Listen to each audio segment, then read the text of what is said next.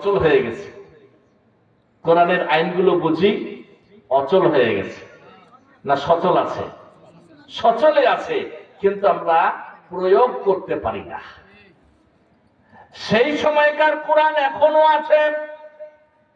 নবীজি যে কোরআন দিয়ে ইসলামের দাওয়াত করে মুসলমান তৈরি করেছেন, সেই মুসলমানও এখনো আছে। নবীজি নিজ হাতে যে মসজিদ তৈরি করেছেন, ওই মসজিদ এখনো আছে না নাই? সব কিছু আছে, কিন্তু একটা জিনিসের কারণে শুধুমাত্র ওই যুগটা আমরা আর ফিরে পাচ্ছি না। বলুন তো, কোরআনও আছে, মুসলমানও আছে, মসজিদও আছে, মাদ্রাসায়ও আছে। বলুন তো, এখন খুন হয় কি হয় না? ধর্ষণ হয় কি হয় না? সুদ ঘোষ আছে কি নাই? জুলুম নির্যাতন আছে কি নাই? বিচার ব্যবস্থা ঠিক না বেঠিক? কোনটাই ঠিক নাই। কেন? এই জন্য যে আল্লাহর রচিত বিধানকে আমরা ফলো করি না, মানব রচিত বিধানের প্রতি আমাদের আকৃষ্টতা বেশি। ঠিক না বেঠিক? যেই নবী মাত্র 23 বছর সময়ে মক্কা মদিনার মতন রাষ্ট্রকে সোনালী রাষ্ট্র তৈরি করতে পারে, তার এই উত্তরসূরি ধরে বিশ্বের প্রায় 200 মতন রাষ্ট্র স্বর্ণের যুগে পা রেখেছিল। আজকে তিনি বিদায় নিয়ে চলে গেছেন, অথচ সেদিককার কথা বাদ দেন।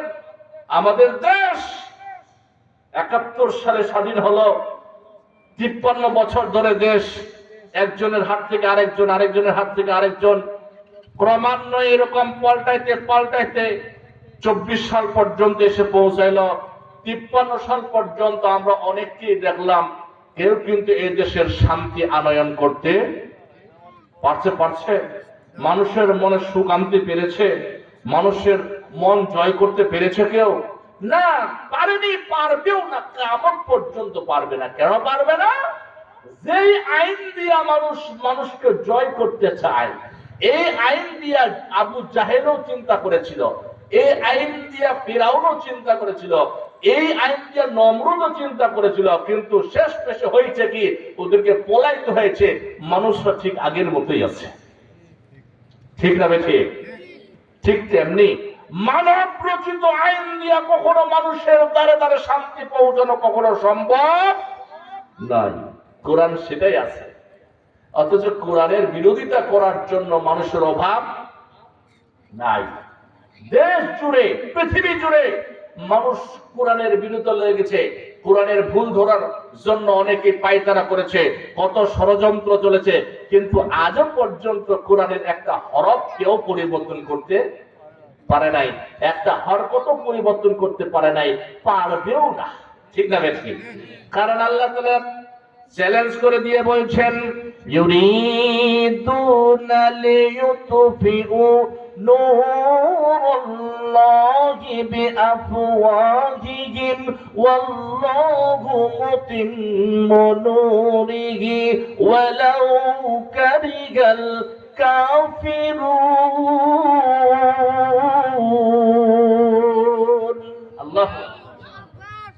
আল্লাহ তাআলা বলছেন, দুনিয়ার ও কাফের মুশরিকেরা রে, তোমরা যতই ষড়যন্ত্র করো না কেন, যতই তোমরা সলা পরামর্শ করো না কেন, আমার কোরআনের প্রজ্বলিত বাতি যদি কেউ ফু দিয়া, মুখের ফু দিয়া নিভাতে চাও, আমার কোরআনের বাতি আরো দপ করে জ্বলে উঠবে। আল্লাহু আকবার। ঠিক না ঠিক?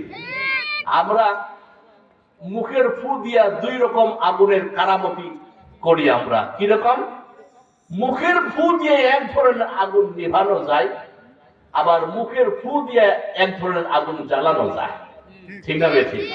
কিছুদিন পূর্বে যখন এই বিদ্যুৎ গ্রামে গ্রামে পৌঁছায় নাই, তখন আমাদের গ্রামে গ্রামে ল্যাম্পো ছিল, চেরাগ ছিল, কুপি ছিল, হারকিন ছিল, ছিল না বাবা? ছিল।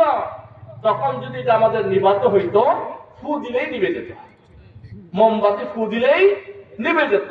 কিন্তু আম্মা জান, চাচি জান চুলায় আগুন দিছে, লাকড়ি ঢুকাইতে একটু দেরি হয়েছে, আগুন নেমে গেছে। তখন তিনি কি করছে? ফু দিয়ে আগুন জ্বালাইছে কি জ্বালায় নাই? ফু দিলে আগুন জ্বলে না? চুলাতে ফু দিলে আগুন জ্বলে না নিভে? চুলার আগুন কি ফু দিয়ে নিভা যায়? বরং ওখানে ফু দিয়ে জ্বলে। আবার আল্লাহ তাআলা তাই বলছেন, ও দুনিয়ার কাফের মুশরিকেরা, তোমরা যতই মুখের ফুৎকারে আমার প্রজ্বলিত আগুন কোরআনের নূরের বাতি দিবাতে চাও, তোমরা তো বরং পারবেই না, বরং আমার কোরআনের বাতি আরো দপ করে জ্বলে উঠবে। জোরে করে সুবহানাল্লাহ। এই জন্য একজন হিন্দু শিল্পী গায়ক নকুল কুমার বিশ্বাস, নাম কি? নকুল কুমার বিশ্বাস এই কোরআনকে রিসার্চ করতে গিয়া একটা গান তৈরি করেছেন। কি গবেষণা! বিধর্মীরা, অমুসলিমরা কোরআনকে মানুষের বিশ্ব দরবারে উপস্থাপন করার জন্য, তারা উঁচু স্থানে সম্মান করার জন্য, মর্যাদা দেওয়ার জন্য তারা গবেষণা করে। আর আমরা মুসলমানরা কোরআনকে আবার ওই কোরআন বলেই শুধু রেখে দিয়েছি, ঠেকে দিয়েছি। কোরআন আছে মসজিদে, কোরআন আছে কাগজের পাতায়, কোরআন আছে মাদ্রাসায়, কোরআন আছে হাফেজদের সিনায়, কিন্তু যে কোরআনের কপিটা আছে ঠিক অবিকল ওইটাই আছে। কিন্তু এই কোরআনের যে তাসির আছে, এই কোরআন যে কারামতি দেখাতে পারে, এই কোরআনের যে ক্ষমতা আছে, এই কোরআন যে অজ্ঞতাকে, বর্বরতাকে, এই অন্ধকারটাকে দূরীভূত করিয়া আলোয় আলোকিত করতে পারে, আমরা একদিন জ্বালায়ও দেখলার চেষ্টা করলাম না। ঠিক না বেঠিক? তাহলে কেমনে বাতি জ্বলবে, কেমনে অন্ধকার দূরীভূত হবে? আমরা স্লোগান দেই। কি স্লোগান দেই? কোরআন হাদিসের আলো ঘরে ঘরে আলো। সেই 1971 থেকে স্লোগান দিচ্ছি। বলুন তো, ঘরে ঘরে কোরআনের আলো জ্বলেছে, আলোকিত হয়েছে? না, জায়গা মতো জ্বালাতে হবে। কোথায়? আল কোরআনের আলো সংসদে জ্বালো, পার্লামেন্টে জ্বালো। কারণ এমন একটা জায়গায় কোরআনের বাতি জ্বালানো হবে যেখানকার আলো ছড়িয়ে ছিটিয়ে ঘর পর্যন্ত আলোকিত হয়ে যাবে। আজকে সারা বাংলাদেশে প্রত্যেক দিন, প্রত্যেক রাত, প্রত্যেক সপ্তাহে শুক্রবার, মাসে 4 সপ্তাহ, বছরে 52 সপ্তাহ ইমাম সাহেবেরা, আলেমেরা, ওয়াইজিনরা, বক্তারা নামাজ পড়ো, রোজা রাখো, কোরআন পড়ো, দান সদকা করো, যাকাত প্রদান করো, পর্দা করো, হালাল হারাম বেঁচে চলো, এত কিছু ওয়াজ করে আসছি। বলুন তো, একটাও কি কাজে লাগছে? একটাও কাজে লাগছে? লাগে না। কেমনে লাগবে? লাগার সিস্টেমটা তো আমরা জানি নাই। আজকে দেখেন, এক লোকের অসুখ হয়েছে, এই লোক ডাক্তারের কাছে গেছে। যাওয়ার পরে ডাক্তার তাকে চেক করে, টেস্ট করে প্রেসক্রিপশন লিখে দিয়েছেন। লিখে দেওয়ার পরে বলছেন যে এই ওষুধগুলো আপনি যদি সেবন করেন তাহলে ইনশাআল্লাহ আপনি ভালো হয়ে যাবেন। এখন এই লোক আর কি প্রেসক্রিপশন নিয়ে বাসায় চলে আসছে।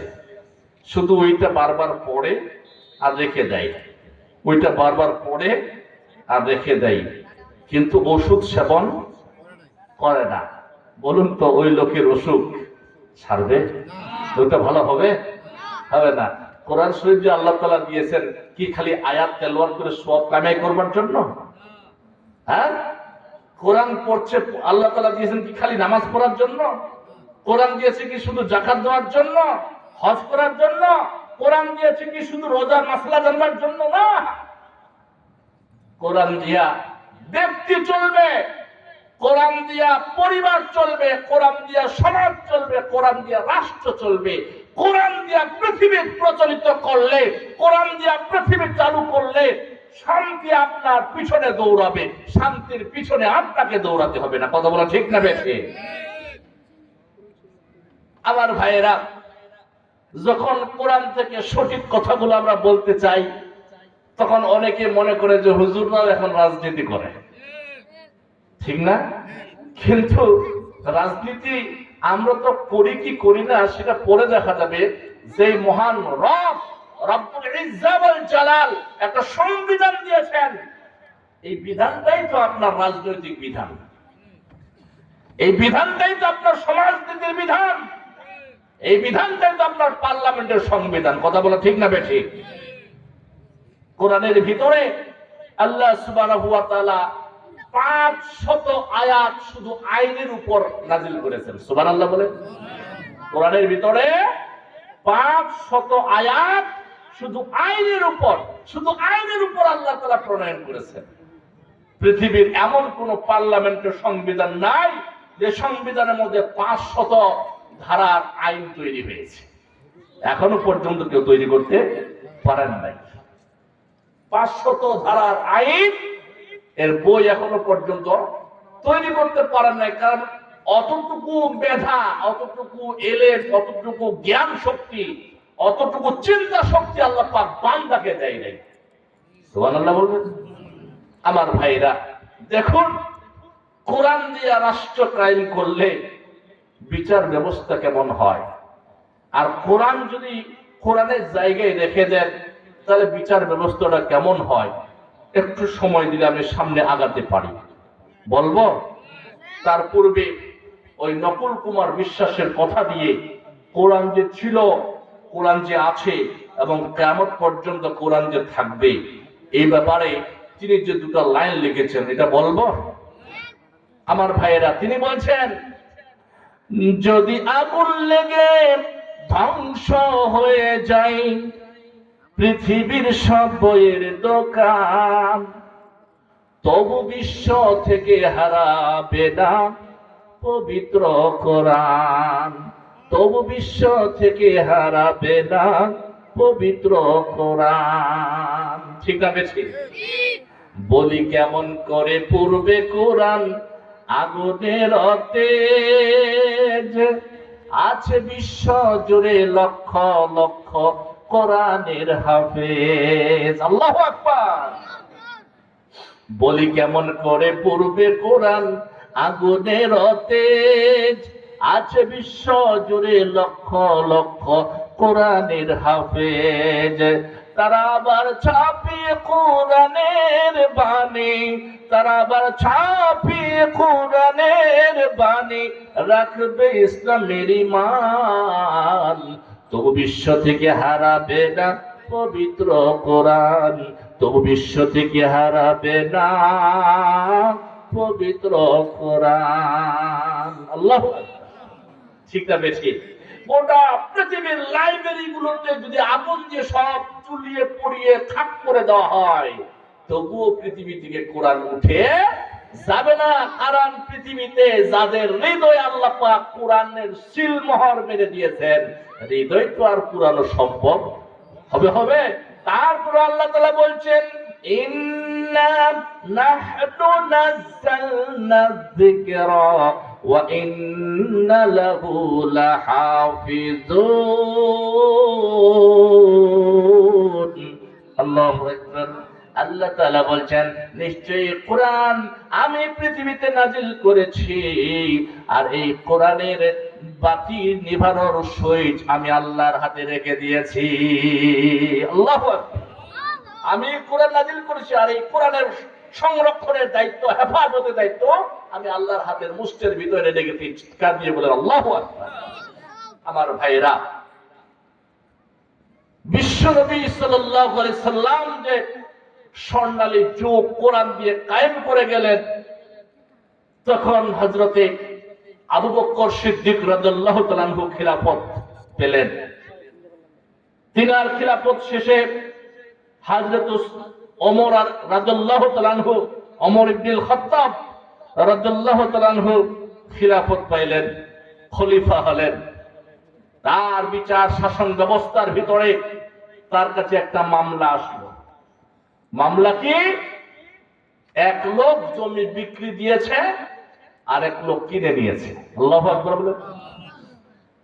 এখন যে লোক কিনে নিয়েছে, এই লোক জমি চাষ করতে গিয়ে দেখতেছে জমির মধ্যে হালের ফাল লেগে একটা গুপ্ত ধনের ডেক্সি সে পেয়ে গেছে। এখন এই লোক চিন্তা করতেছে, আমি তো ওই লোকের কাছে জমি কিনেছি, গুপ্ত ধন তো কিনি নাই, এটা তো আমার না, এটা তার হক। আমলটা কার? ওমরের আমল। তিনি গুপ্তধনের ট্যাক্সি নিয়ে ওই বিক্রি করনেওয়ালা লোকের বাড়িতে গিয়ে হাজির হলেন আর বললেন, ভাই আমি আপনার কাছে জমি কিনে নিয়েছি, এই গুপ্তধনের ভান্ডার আমি কিনে নেই নাই, বরং আমি হাল চাষ করতে গিয়ে এটা পেয়েছি, আপনার জমির ভিতরে ছিল, এটা আপনার, এটা আমি নিতে পারবো না। কেমন মানুষ তৈরি করে গিয়েছেন আমার ভাইয়েরা। ওই বিক্রেতা মানুষ বলতেছেন, না আমি নিতে পারবো না, কারণ আমি জমি দিয়েছি, মানে জমির ভিতরে যা আছে সব আমি তোমাকে দিয়ে দিয়েছি। আল্লাহু আকবার। ক্রেতা বলে, না আমি নিতে পারবো না। বিক্রেতা বলতে, না আমিও নিতে পারবো না। এখন নিবে কে? কার হবে এটা? দুইজনে বলল, চলো আমরা খলিফার কাছে যাই। হযরত ওমর ইবনুল খাত্তাব রাদিয়াল্লাহু তাআলা আনহু দরবারে বসে আছেন। এমন সময় দুইজনে গিয়ে উপস্থিত হলো, যে বলতেছেন, আমিরুল মুমিনিন, খলিফাতুল মুসলিমিন, আমরা একটা ফয়সালা নেওয়ার জন্য এসেছি। বলছে, কি ফয়সালা? ওই লোক জমি বিক্রি করেছে, আমি কিনে নিয়েছি, কিন্তু আমি যখন জমিতে হাল চষাইতে গিয়েছি, ওই হাল চষাইতে গিয়ে একটা জিনিসের ভাড়া পেয়েছি। এখন আমি বলছি, আমি তো জমি কিনেছি, তার সম্পদ কিনি নাই, আমি তার সম্পদ তাকে ফিরিয়ে দেওয়ার জন্য গিয়েছি, কিন্তু ওই লোক বলতেছে, না আমি জমি বিক্রি করেছি, তার মানে সব দিয়ে দিয়েছি, ওর ভিতরে যা আছে। ওই লোকও নিতে চায় না। এখন এটা আমরা কি করব, আমরা ভেবেই পাই না। এই জন্য আপনার কাছে এসেছে, আপনি যা রায় দিবেন, ফয়সালা দিবেন, আমরা তা মেনে নিব। বলুন আল্লাহু আকবার। আচ্ছা, আমাদের দেশে যদি এরকম ধরনের ঘটনা ঘটতো, তাহলে এতদূর পর্যন্ত কি মানুষ যাইতো? ভাই বলেন, যাইতো? আরে আমরা কি মানুষ তৈরি করেছি, আমরা কি দেশ চালাইছি, আমরা কি মানুষ সমাজনীতি ব্যবস্থাপনা, আইন ব্যবস্থা, শাসন ব্যবস্থা, বিচার ব্যবস্থা কি তৈরি করেছি।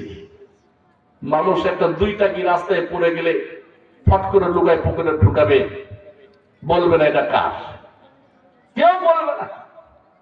তবে হ্যাঁ, কিছু কিছু মানুষ আছে 2 টাকা 5 টাকা 20 টাকা 50 টাকা 100 টাকা পর্যন্ত যদি রাস্তায় কুড়ায় পায়, তাহলে হয়তো সর্বোচ্চ ওই মসজিদের ডান বাক্সে ফেলে দেয়, এটা সর্বোচ্চ। কিন্তু এর থেকে বেশি টাকা পাইলে আমার মনে হয় কেউ দেয় না।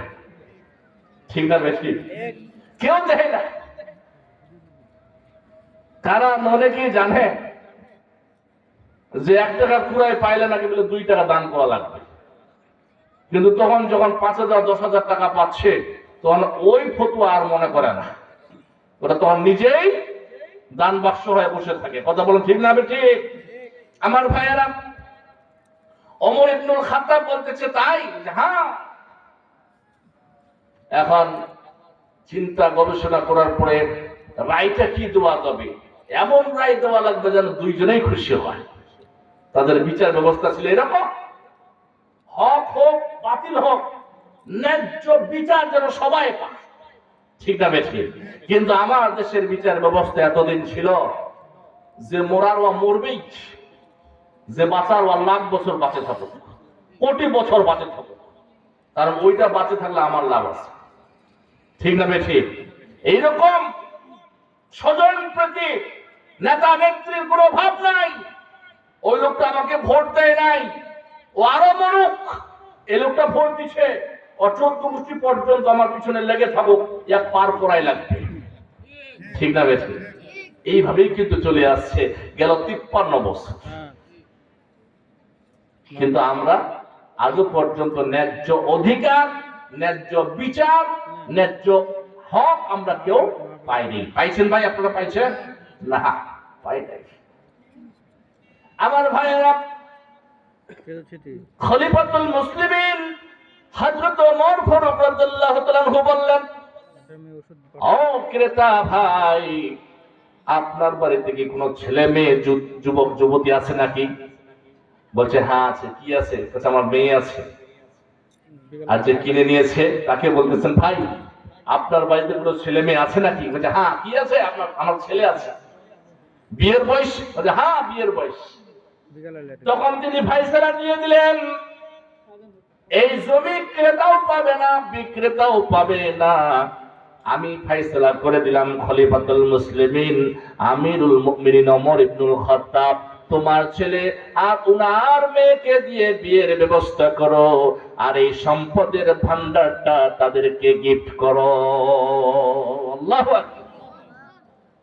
খুশি হবে কি হবে না? কেউ কি বঞ্চিত হয়েছে? কেউ কি বাদ পড়েছে? কিছু বলছে?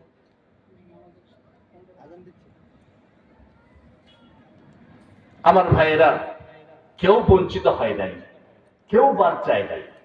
এমন বিচার ব্যবস্থা যদি আমার দেশে কায়েম হতো, তাহলে আজকে মসজিদের ইমাম সাহেবের বেতন বেতন করে চিল্লাইতে চিল্লাইতে অবস্থা খারাপ, ঠিক না? অথচ ইনারা নাকি বলেন সমাজের নেতৃত্ব দেয়। মসজিদের ইমাম সাহেবের 3000 টাকা বেতন, তো 9 মাস বাকি।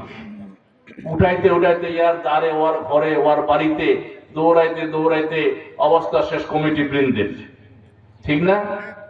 কত জোর জুলুম করে নেয়, কত বুঝাই সুঝাই। হ্যাঁ, ইমাম সাহেবের বেতন দেওয়া লাগবে, মসজিদের কারেন্টের বিল দেওয়া লাগবে, পানির বিল দেওয়া লাগবে, উজুখানা ট্যাপ নাই, এটা ভেঙে গেছে, বিভিন্ন রকমের সমস্যা দেখাবার পরে তারপর লোকটা আচ্ছা দে, এই যে 2 কেজি ধান যেত দে, ঠিক না? আজকে যদি ইসলাম কায়েম হতো, কোরআনের রাজ যদি কায়েম হতো, পার্লামেন্ট যদি কোরআন দিয়া চালু হতো, মসজিদের কি সমস্যা আপনাকে দেখতে হতো না। ইমামের বেতন লাগবে না, মুয়াজ্জিনের বেতন লাগবে, খাদেমের বেতন লাগবে না, মসজিদ সংস্কার করা লাগবে, সব কিছুর ব্যবস্থাপনা ওখান থেকে ফয়সালা হতো। আপনাকে এইরকম শান্তিপূর্ণ কোরআনের রাজ কায়েম হোক, এটা চান কি চান না? এটা চান কি চান না? আপনারা হয়তো জানেন, যারা মাইয়েত এখানে শুয়ে আছেন, ইনারা কবরে যখন গিয়েছিলেন, ইনাদেরকে 2 জন ফেরেশতা কবরের ভিতরে সর্বপ্রথম প্রশ্ন করেছিলেন। কয়টা জানি? সবাই বলেন। 3টা প্রশ্ন করেছিলেন। এই 3টা প্রশ্নই কিন্তু রাজনৈতিক প্রশ্ন, ঠিক না? আপনারা হয়তো মনে করবেন যে হুজুর আপনি আবার কি বলতেছেন, নতুন করে শুনতেছি, কোরআন কবরের ভিতরে যে প্রশ্ন 3টা হবে এগুলো রাজনৈতিক প্রশ্ন, এটা কেমন কথা? হ্যাঁ, রাজনৈতিক প্রশ্ন। কারণ ওখানে নামাজ রোজার কোনো প্রশ্ন করা হবে না, হজ যাকাতের কোনো প্রশ্ন করা হবে না, জিকির করছো কি করো নাই, লম্বা টুপি পড়ছো না গোল পড়ছো, ফাটা পাঞ্জাবি পড়ছো না গোল পড়ছো, দাড়ি লম্বা করছো না ছোট করছো, এগুলো প্রশ্ন করা হবে না। হবে একটা কি প্রশ্ন করা হবে? প্রথম প্রশ্ন করা হবে মান রব্বুকা, তোমার রব কে, তোমার রাজা কে, তোমার বাদশা কে, তোমার প্রতিপালক কে, তুমি কার আইনে চলেছো, কোন বিধান পালন করেছো, তোমার হুকুমদাতা কে, তোমার আইনদাতা কে, ঠিক না বেঠিক? সেখানে যদি বলি প্রধানমন্ত্রীর নাম, হবে কাজ? হবে না। বলুন তো আমাদের রব কে? সবাই বলুন আল্লাহ।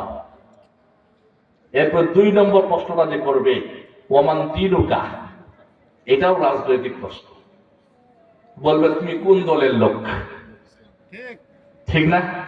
কোন দলের লোক? দিন মানে কি? দল। দিন মানে ইসলাম, দিন মানে সংগঠন। ইন্নাদ দীন ইনদাল্লাহি ইসলাম, দিন হচ্ছে ইসলাম। মালিক ইয়াউমিদ্দিন, ওই মালিকের দিন হচ্ছে ধর্ম, ধর্ম হচ্ছে দল, দল হচ্ছে একটা গোষ্ঠী। কোন দলের লোক? ওমান দিনুকা, ঠিক না বেঠিক? এটাও রাজনৈতিক। এরপরে বলবে ওমান হাজার রাজুল,